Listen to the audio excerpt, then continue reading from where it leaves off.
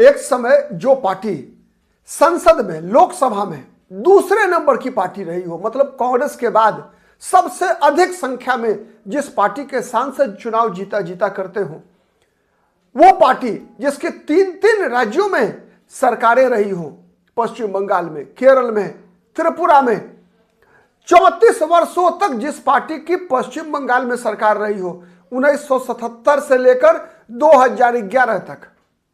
मित्रों, आज उस पार्टी की हाल यह है कि पश्चिम बंगाल में उसके एक भी विधायक नहीं है, उसके एक भी सांसद नहीं है। कांग्रेस ने तालमेल करने से, गठबंधन करने से इस सीपीएम से मना कर दिया।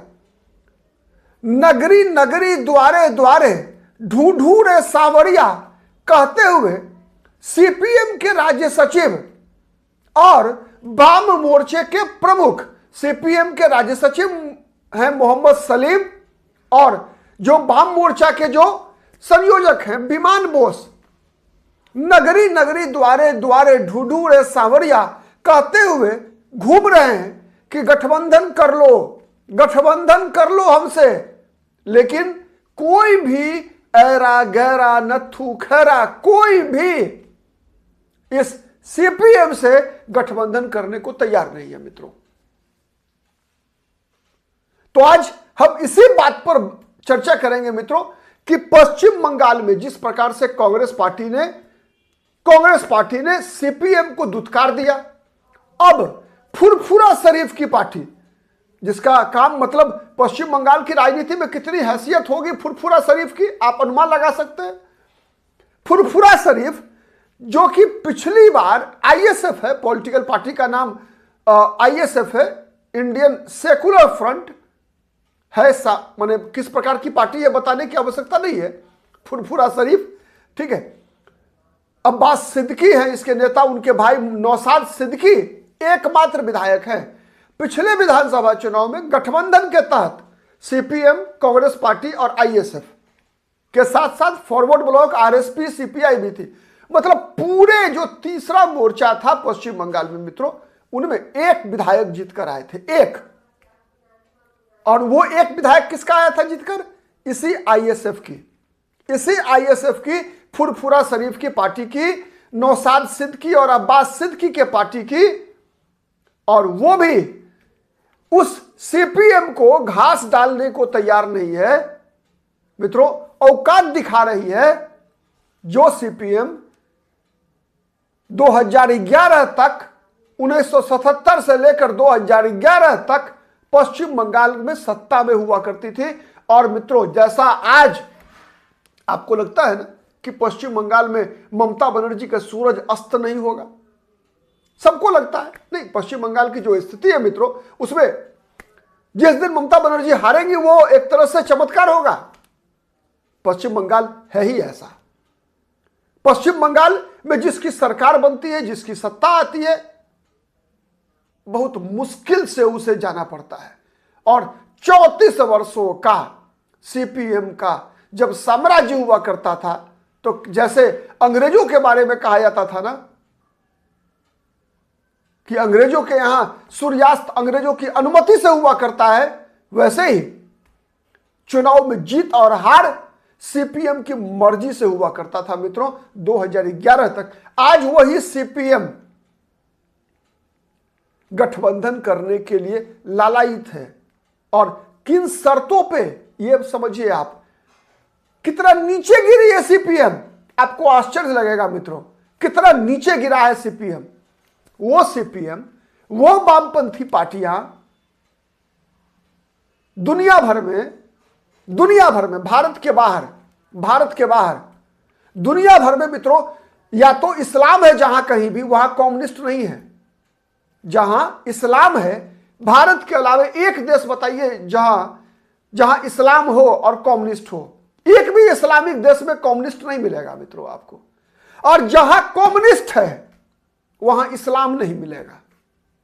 लेकिन पश्चिम बंगाल में जो कम्युनिस्ट हैं, जितनी पार्टियों के दरवाजे पर भीख मांग रहे हैं गठबंधन की, चाहे वो आईएसएफ हो और नौशाद सिद्दीकी की पार्टी, चाहे वो अभी अभी नया नवगठित पार्टी हुमायूं कबीर जनता उन्नयन पार्टी जेयूपी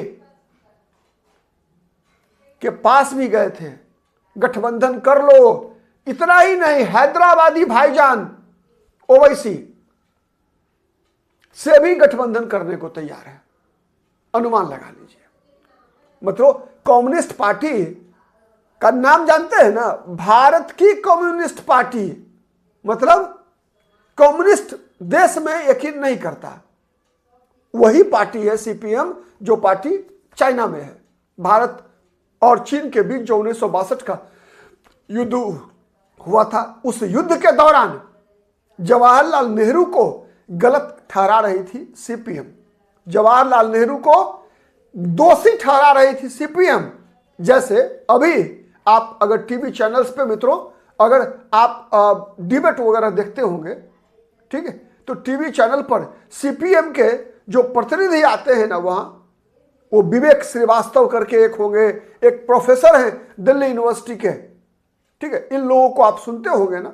तो पाकिस्तान और भारत के युद्ध के दौरान ये सब लोग पाकिस्तान को डिफेंड करते हुए मिलेंगे, आपको पाकिस्तान को डिफेंड करते हुए मिलेंगे, आप अनुमान लगा लीजिए मित्रों, ठीक है। और ये सीपीएम वाले, ये विमान बोस, ये मोहम्मद सलीम आज ओवैसी की पार्टी से भी गठबंधन करने को तैयार हैं। एक तरफ बंगाल की यह स्थिति है, केरल में क्या कर रहे हैं, केरल में ये सीपीएम वाले पिनराई विजयन, अंतिम सरकार किला बचा हुआ है मित्रों वामपंथ का, भारत में अंतिम किला बचा हुआ है। और उस किले को संरक्षण कहां से मिलता है मालूम है? चाहे पश्चिम बंगाल में तो अवशेष बचा हुआ है अब, ठीक है, पश्चिम बंगाल में क्या बचा हुआ? राख वामपंथ का। और केरल में जो अभी अस्तित्व बचा हुआ है, पिनराई विजयन की सरकार है मित्रों, उस सरकार के बने रहने में सबसे बड़ी भूमिका क्या थी पता है? कि पिछली 2021 के विधानसभा चुनाव में सीपीएम ने हिंदू कार्ड खेला था। पश्चिम बंगाल में मुस्लिमवादी पार्टियां, चाहे वो फुरफुरा शरीफ हो, चाहे वो जनता उन्नयन पार्टी हुमायूं कबीर बाबरी मस्जिद वाली पार्टी हो, चाहे असदुद्दीन ओवैसी हो, चाहे वेलफेयर पार्टी ऑफ इंडिया हो, के पास जाकर भीख मांग रहे हैं गठबंधन करने के लिए, और सबसे दुत्कारे जा रहे हैं। सब दुत्कार रहा है, रगड़ रहा है, कह रहा है कि 40 सीट दोगे तो दो। फुरफुरा शरीफ जो है पिछली बार लड़े थे 32 पर, इस बार मांग रहे हैं 60 सीट, इस बार 60 सीट। और इस सुनते हुए फॉरवर्ड ब्लॉक जो है, फॉरवर्ड ब्लॉक ये पिछला बार लड़ी थी 21 सीट पर, इस बार कह रही है कि मेरा सीट काट कर अगर आईएसएफ को दिया फुरफुरा शरीफ को, तो हम फरफरा देंगे मोहम्मद सलीम को, ठीक है। यह स्थिति है, मतलब कोई भी घास डालने को तैयार नहीं है, इस कीमत पर भी नहीं कि वामपंथी पार्टियां जो कहती थी कि धर्म अफीम है, मतलब किसी भी जाति और धर्म की राजनीति के बजाय वर्ग संघर्ष की राजनीति करने वाली वामपंथी पार्टियां आज मुस्लिमवादी पार्टियों के सामने पश्चिम बंगाल में नतमस्तक है।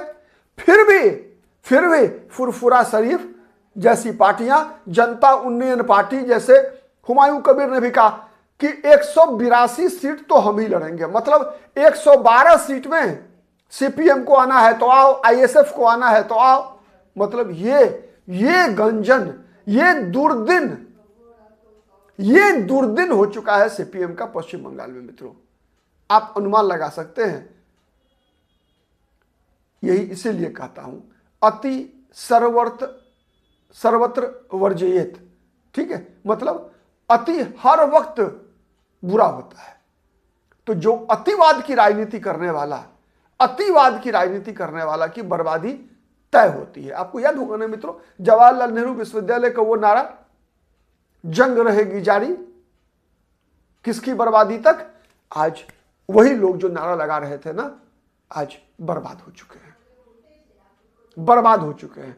और जो कुछ बचे हुए कुछ लोग हैं ना, बचे हुए कुछ लोग हैं, वो पार्टी बदल लिया, कन्हैया कुमार जैसा पार्टी बदल लिया। अधिकतर लोग पार्टी बदल रहे हैं, इसे यही कारण है। अति कभी भी, भारत एक ऐसा देश है मित्रों जो कि समावेशी समाज है भारत, ठीक है, समावेशी समाज है, अतिवादी समाज नहीं है भारत का। इसीलिए भारत में वही सफल होगा जो सामाजिक समरसता की बात करेगा, सबको साथ लेकर चलने की बात करेगा।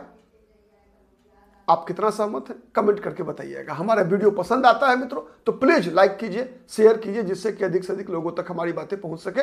और अब तक यदि आपने पॉलिटिकल आइडिया को सब्सक्राइब नहीं किया है तो प्लीज सब्सक्राइब कर लीजिए। आज के लिए इतना ही, बहुत बहुत धन्यवाद, नमस्कार।